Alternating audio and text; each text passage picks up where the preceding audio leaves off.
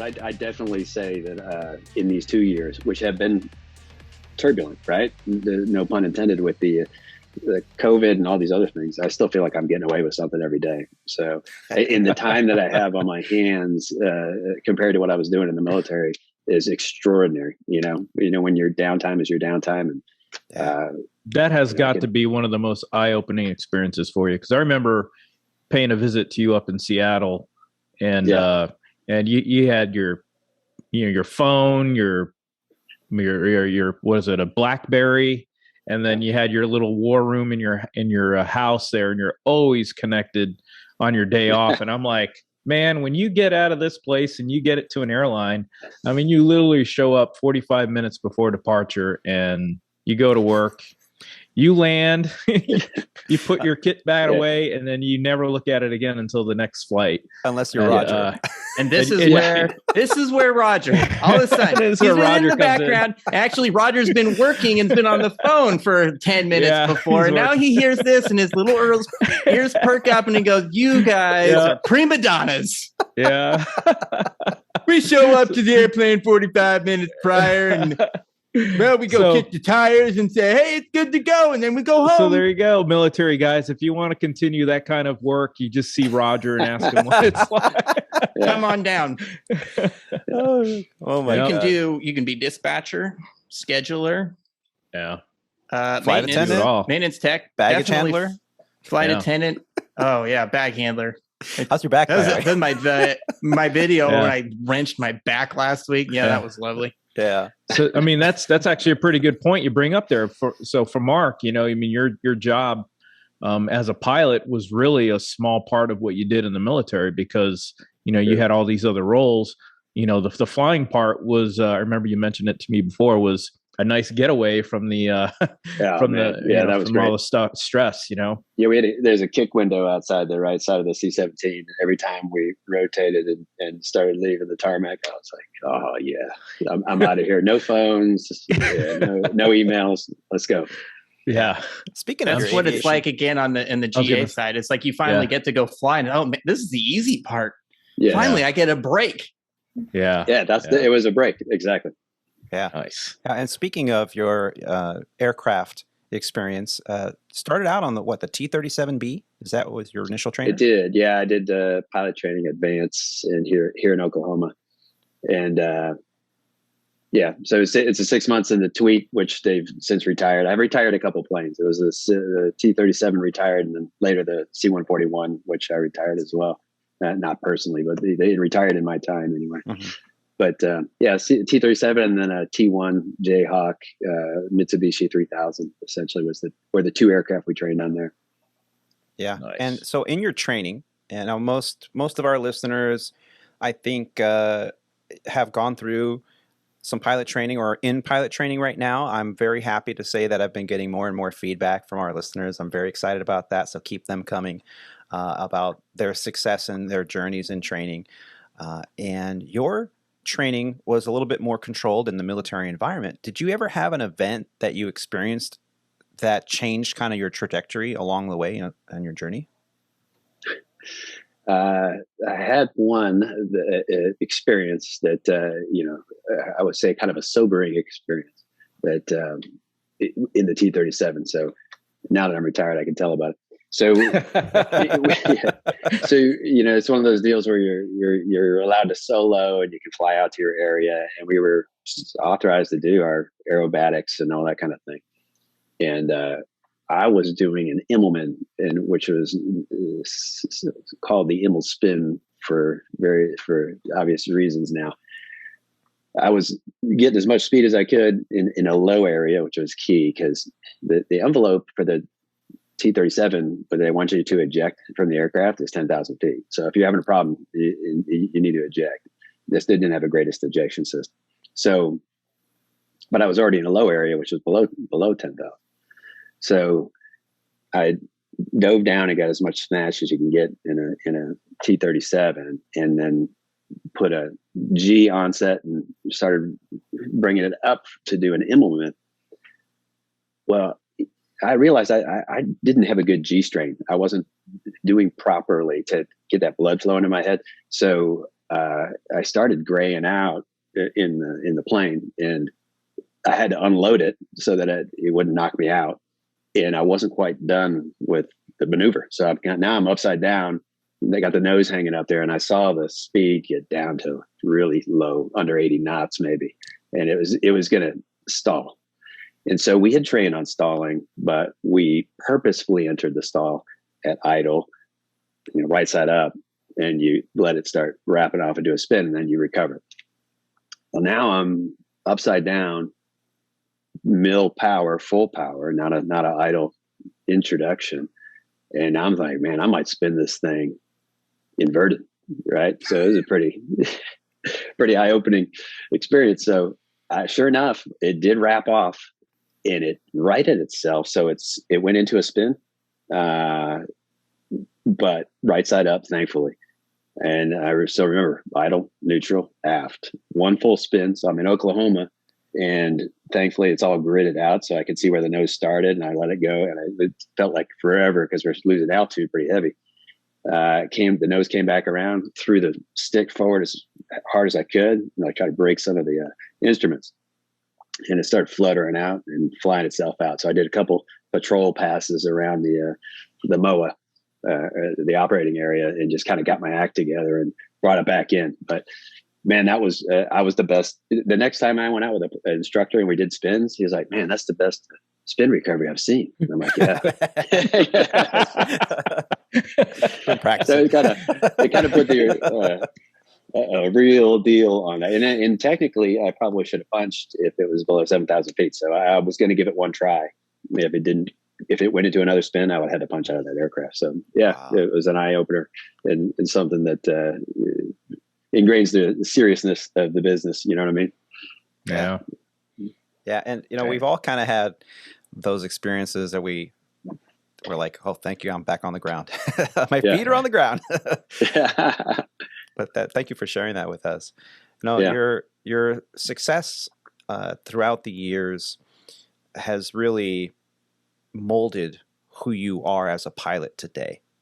We all have these experiences. And I think the more experiences you have along your journey, the more well-rounded you are as an aviator. And when you're on that flight deck, it contributes to a higher level of safety, keep you on the rails or inside the what we call PTS, the practical test standards, right?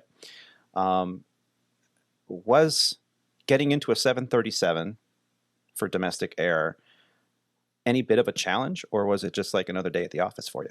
It was a huge challenge. So it was interesting. Flying the aircraft wasn't hard to me because I'd flown the C-17 and a 141, which is pretty similar feel to a 737. But the operation was hugely different, and probably the biggest mind blow was the speed, because we would plan for a mission for a day and a half or a full day anyway prior, and you'd be on the tarmac for 4 hours before that plane moved. So you had plenty of time. Now I'm in this carrier that wants to turn at the gate in 20 minutes and get everything done, and that pace threw me off. And then the ground operations were totally different. It didn't dawn on me until on my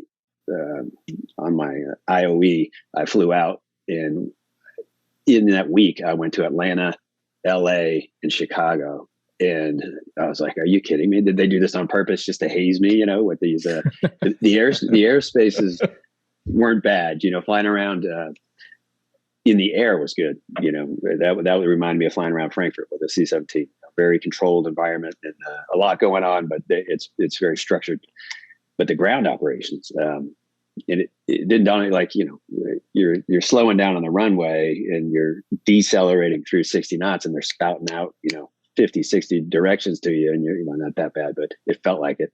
Yeah. Over the radio. And if you weren't even, I wasn't even prepared to hear the call. When I landed at Albuquerque later, and I was like, oh, that's the deal, because that's a dual use deal. And, I get off the runway and I called them to initiate the call for the taxi, and it's like one taxiway and in a park. So that's what I was used to, and as opposed to very complex ground operations elsewhere. And how many times I looked left thinking we're going to take a left, and the captain turns right. I'm like, oh, that way. Of course, I was trucking. So the ground operations were a big mind blow, and then the pace. But you will get there. I mean, it's a matter once as the repetition goes, you start getting to these same places over and over again. You get a lot better, and you anticipate that call, or you tell the tower, "Hey, unable, stand by." And when I get off and I get my act together, then what were the instructions? Right. Yeah, my favorite, and it's been a long time since I've told this, so I think I'll tell it again. Rob and Roger read it. Chicago. I fessed up. Chicago is one of those airspaces where I honestly believe that they're some of the best air traffic controllers in the world. There's not a lot of charts and approaches and departures. I mean, Chicago has one departure, and it's radar vectors. I mean, it doesn't get any easier than that. The controllers will tell you what to do, but beyond that simplicity comes directions that are spotted out by the controllers 60, 70 times an hour, if not more, to every single aircraft. So they're used to it. And my favorite they've been there 20 plus years. Yeah. Exactly. And some of the people that are based there, like myself, I was based there for off and on for 12 years. If they spit out 8 things in a clearance, I'm already spitting it back. And then if you ask me what I just said, I don't know, but I know what to do because, So my favorite thing I ever heard, I was coming into Chicago and there was an MD-80 in front of us for Legacy Airlines. And, I was in front of them and they told us, descend, maintain 8,000, turn left heading 270, intercept the localizer, maintain 200 knots to this fix, maintain 180 knots to that fix, and you're cleared for the visual, da-da-da-da-da. And so I just went, la, la, la, la, and I repeated it back. No problem. Why? Because I heard it 2 or 3 times a day, every day at work for the last, decade. Yeah. And then the following clearance was, Legacy 123, descend, maintain 8,000 to turn left heading 270, intercept the localizer, maintain 200 knots to this fix, maintain 180 knots to that fix, visual, and then you hear silence on the radio, and you hear now hold on a minute, I'm from the South. You either need to say that again 3 more times or say it again once, real slow like. And we were dying laughing, and the controller only gave 2 or 3 instructions at a time, as is what is supposed to happen, right? Just then maintain this. Situationally aware. Yeah. Right. Yeah. So the lesson that I learned amongst all that laughter for days was that it's easy to get in this kind of groove and do 20-minute turns after you get used to it. We're always impressed with domestic air's ability to turn an airplane like it was a Saab or a Brasilia, it's the freaking turboprop coming in, but engine's still running, everybody on, everybody off. You got 10 people. Now you're dealing with 150 people plus, and and you got a 20-minute turn, and you're like, wait, what? And then of course you guys taxi at V1. I don't know how that happens, but so you get all these quick turns, and you're knocking out 4 legs a day sometimes, and it's just very impressive. And to go from somewhere like an environment where you have days, like you said, to plan a mission, and Roger as well, he has sometimes days of work to kind of get everything going and get everything, signed off. And then once you get in the airplane, it's like, okay, let's go. Yeah. But that can be pretty intimidating if you're not experiencing that on a regular basis. So for whether you're coming in from a branch of the service to a mainline carrier, or you're new at a regional and you're used to checking magnetos, and doing a prop check before you take off, not go. Yeah, totally. It can be overwhelming. And it's just like, you could be a marathon runner, a great athlete, but then somebody says, okay, hey, we're going to do P90X for 4 months. That first 3 days, you're going to be sore and you're going to be hurting, even though you're perfectly good shape and you knew what you were getting into. Yeah. It's just a different thing. It's just a different bag. Yeah. So I got a couple one question and one kind of question. Do legacy pilots, you do realize that anything over like 3 knot taxiing, you can go between 3 knots and V1. There is a lot of space in between that. Hey, yeah. Because you guys, Legacy, it's like a crawl. Yes. Our operating handbook mirrors the aeronautical information manual. Okay, well, anything's faster than a crawl doesn't mean it's V1. Walk. I just want to point that out to you guys, okay? Because wow. And then my other question. Meter. Other question. There's a Hobbs meter. Somewhat, I guess, more. Do you guys flying at the major airports? Obviously, all of you guys. When you exit the runway, how often do you stop before contacting ground? Depends on the airport. Very rare. Yeah. In Dallas, what airport? If it's congested, you clear the runway, you stop, and you wait your turn to talk to get clearances. So you do Chicago O'Hare, you don't stop unless the Armageddon is happening. Yeah, I know Chicago. You do whatever you want, but just don't stop. If you miss your turn, that nobody cares. But keep going. Yeah. Just take a lap. Yeah, Chicago's don't stop and don't cross a runway. I only ask that because coming from the airline, obviously it's been a few years now. I've actually been paraded a couple times at smaller airports because I'm used to just, I think from the airlines, get off and get out of the way and keep moving. Yeah. And at the smaller airports, they don't really like that. I've been berated a couple of times. It's like, what are you doing? You have not received taxi clearance. Stop. Oh, right. So that's something that was a little bit different. I just thought about that with O'Hare because, I was based in O'Hare for a while too. And it's like, whatever you do not stop. Yeah. Just keep going. Yeah. I had a O'Hare ATC guy jump seating in our cockpit one day. And I said, hey, I asked him a question. I said, what are 3 rules to go by from an ATC controller if you're talking airline pilot? And he's like, number 1, you get clear of the runway, don't stop. Number 2, don't cross a runway. And number 3, never follow Aeromexico. And then you're good. You follow these 3 rules, you'll be fine. You're good. You won't get in trouble. So